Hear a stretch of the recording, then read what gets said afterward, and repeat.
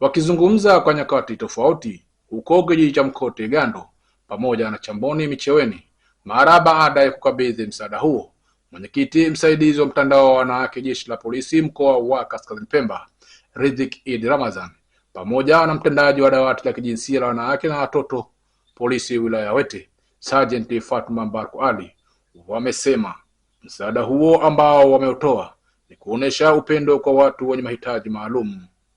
Aidha, wamesema utoaji wa msaada huo utakuwa ni endelevu pindi watakapobaini watu wenye mahitaji maalum. Wito wangu nitoe kwa jamii, tuwe tunawasaidia wazee wetu ambao wana mahitaji maalum ili waweze kujikimu katika maisha yao ya kila siku. Tukiwa kama TPF-NET mkoa wa Kaskazini Pemba, kwa majeshi mengine kama watawiwa na kitu ambacho tumekifanya, wanakaribishwa sana kujumuika kuwasaidia watu ambao wana mahitaji maalum, kwa sababu haya makundi yamegawika katika sehemu tofauti. Kuna watu ambao hawajiwezi, kuna watu ambao wanaishi katika mazingira magumu, kuna watu wengine ambao wana uhitaji maalum, mfano walemavu.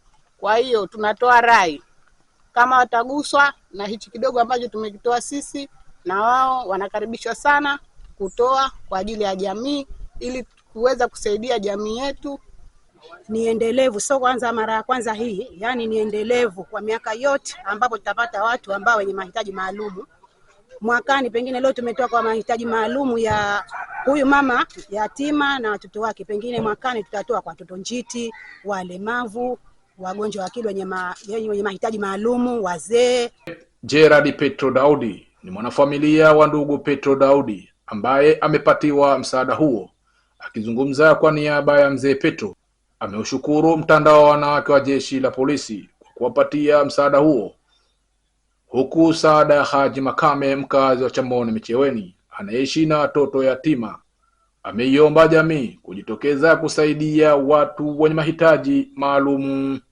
Nawashukuru sana kwa kuniletea vitu vya watoto wangu mayatima kwa kunisaidia. Asanteni sana. Wito wangu naomba kuja kunisaidia jamii kama hivi mnavyokuja nisaidia.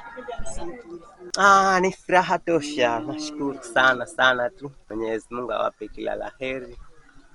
Ni furaha tosha.